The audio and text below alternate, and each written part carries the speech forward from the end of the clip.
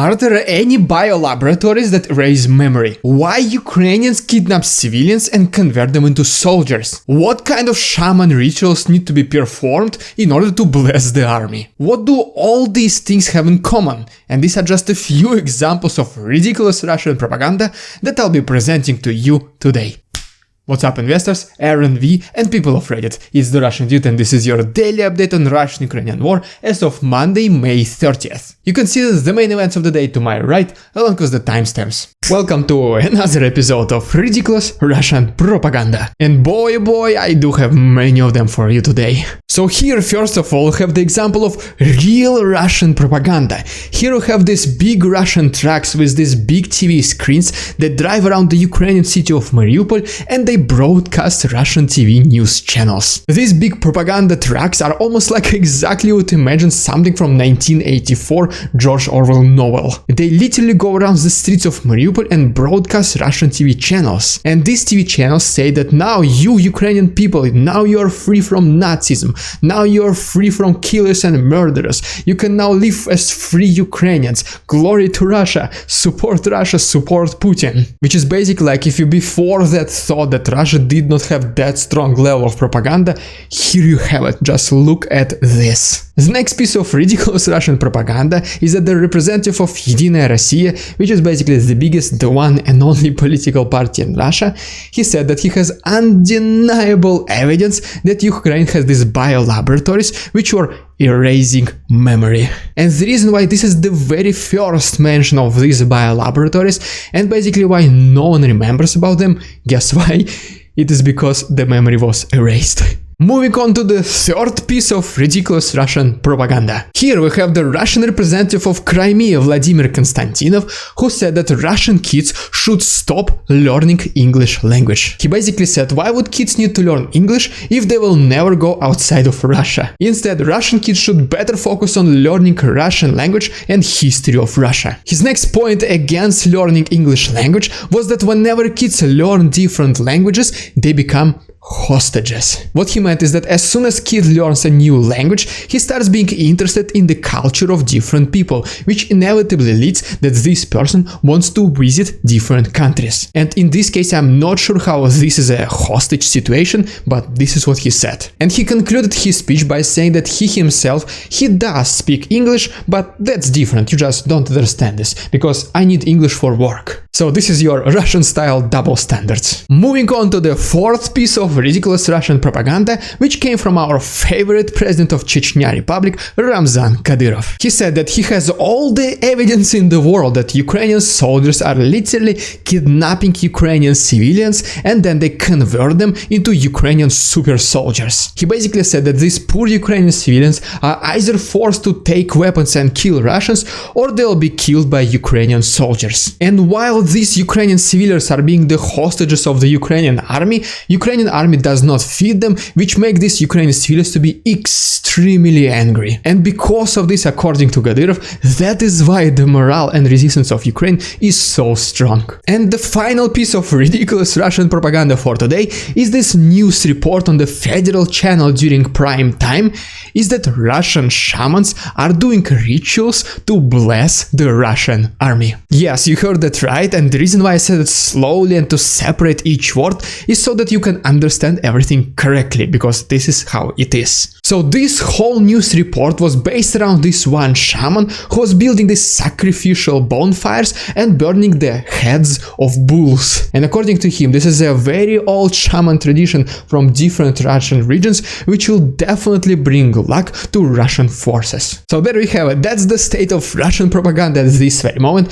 And please let me know in the comment which one was your favorite. And by the way, if you like this style of daily news reporting, feel free to like this video and subscribe to my channel. Also, please make sure to check the link in the description if you wish to receive additional content such as daily Zoom calls and Q&A sessions. All the proceeds will be donated to Ukraine at the end of each month. For example, in the month of May, we all together were able to collect $700. And during my charitable live stream yesterday, we were able to send this money to my Ukrainian side of the family. Thank you so much every single one of you who was a part of this donation, and thank you all for letting me use this money to support my family. And now let's continue. At this very moment, Russia is developing a prototype of social rating which is used in China. What this means is that all your actions, especially those ones which you are doing online, will be counted towards your social rating. Let's say, so if you do something good from the government's perspective, you get plus points. And I guess this good means voting for Putin once again, supporting this war in Ukraine, or something basically similar. But if you do something bad, in this case your points will be deducted. And bad in this case will be most likely something like protesting, killing regular civilians, or sending money to help your family in Ukraine. So yes, supporting war is good, but protesting, killing people is bad. War is peace, freedom is slavery, ignorance is strength. I'm sure that most of you know that at this very moment there is a big shortage of wheat in the world, and the two biggest countries producers of this commodity is Russia and Ukraine. According to many different government officials, this wheat shortage can most certainly lead to a world hunger, and that at this very moment Russia is stealing wheat from Ukraine so it can use it as a bargain, as a hostage in its negotiations. This idea is also confirmed by the advisor to the Minister of Internal Affairs of Ukraine, Viktor Andrusiv. He basically says that his reports show that Russia is indeed already using this wheat as a hostage while bargaining with Western countries. What is happening is that Russia says that for as long as you keep sending weapons to Ukraine, we will not release our tankers full of wheat and we will create this humanitarian crisis. Viktor Andrusiv also thinks that in the future Russia might once again use wheat as a hostage. But in this case they will be demanding to remove sanctions from Russia. The ambassador of Russia in the United Kingdom, Andrei Kelin, mentioned that there was never a plan of Russia to capture the capital of Ukraine, Kyiv. And I mean, if at this very moment Russian army is struggling to advance at every single direction, I think capturing Kyiv will be near damn impossible. But this statement that he has made only confirms the fact that the Russian narrative about Ukraine is getting softer. Because if you remember, in the very beginning, Russia was making statements such as this: there will be never negotiations with Ukrainian terrorists or Nazis, we will kill them all. But now what they say is that, well, we never planned to capture this, we never planned to invade this, we never planned basically anything, only except just liberating this small region of Donbass. All this points to the fact is that probably Russia is getting ready its civilians for some kind of small victory. Which means that in the past Russian people will not accept anything else than surrender of Kyiv and Zelensky. But now, because this narrative is becoming so soft, capturing one small city will be already considered as some kind of victory. And that is why I think more and more of statements like this are being presented to Russians. Every day more and more Russian politicians start expressing their concerns about this so-called special military operation. For example, the representative of Communistic Party of Russia, Leonid Vasukevich, and yes, you heard it right, Communistic Party of Russia, he said that he wants Russian army to leave the territory of Ukraine as soon as possible. He basically said that the goal of Russia in this special military operation in Ukraine is completely absurd and unjustified. And by the way, this is not the first time Russian politicians are expressing their concerns, and I sincerely hope it's not the last one. And I also hope that those politicians who show their disagreement will not eventually taste the infamous Russian tea. And just imagine, these are the people who are already in the political power of Russia and they're not afraid to voice their concerns. Which gives you the idea that there are even way more politicians who think the same, they just don't say it yet. But at the same time, as always, wherever there is something good, there's supposed to be something bad. For this reason, obviously, there are ridiculous Russian politicians exist who only want to pressure Ukraine even harder. And because of this, at this very moment, Putin is stuck between two completely different forces. One side is completely against the war and they want it to be over as soon as possible. And on the other side, we have people who do not want to stop killing these Ukrainian Nazis at no matter what's the cost. So let's say, so if Putin gives up and stops this war, the second group of people will be extremely unhappy. They will no longer see Putin as strong and viable leader. But on the other hand, if Putin continues this war in Ukraine, the first group of people will be extremely upset. They will keep seeing less and less sense in whatever is happening at this very moment, and hopefully more people like this will be arising in the future. The advisor to the Ministry of Internal Affairs of Ukraine, Viktor Andrusiv, mentioned that approximately 60% of Ukrainians who have left the country since the beginning of this war have already returned home. Whenever this war started, Ukrainian civilians obviously decided to seek for refuge. And one of the main countries they were escaping into was the country of Poland, Poland, as well as other major European countries. And according to Viktor Andrusiev, the main reasons for this return were the following. First of all, unfortunately, the majority of these Ukrainian refugees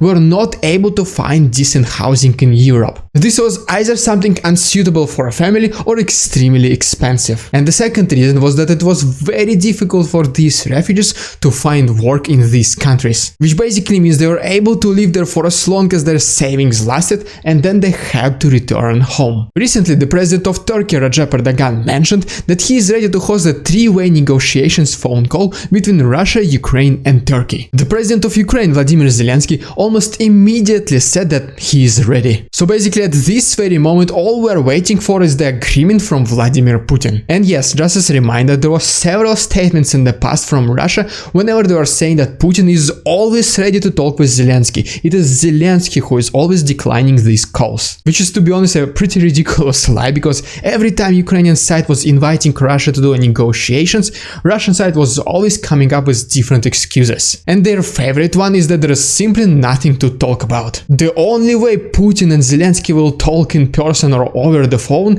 is whenever there are several agreements are made. And by the way, not that long after Zelensky accepted the invitation from Recep Erdogan to speak with President Putin, the president of Chechnya, Ramzan Kadyrov, said the following. He said that Zelensky needs to clear his eyes from all this Nazistic propaganda coming from the West. He needs to become a man and finally speak with Putin. And yes, this is the statement from Kadyrov right after Zelensky accepted this phone call invitation from Recep Erdogan, who are still waiting for the acceptance from Putin. The Secretary General of NATO, Jens Stoltenberg, said that unfortunately Finland and Sweden will most likely not be able to join the NATO in the nearest future for as long as they do not meet the demands of Turkey. And just as a reminder, Turkey was the country who was opposing Finland and Sweden joining the NATO. And in order for Turkey to say yes to these new applicants, they presented their demands, which were mainly focused around the military sector of the country, as well as the counter-actions against the terroristic group of Turkey,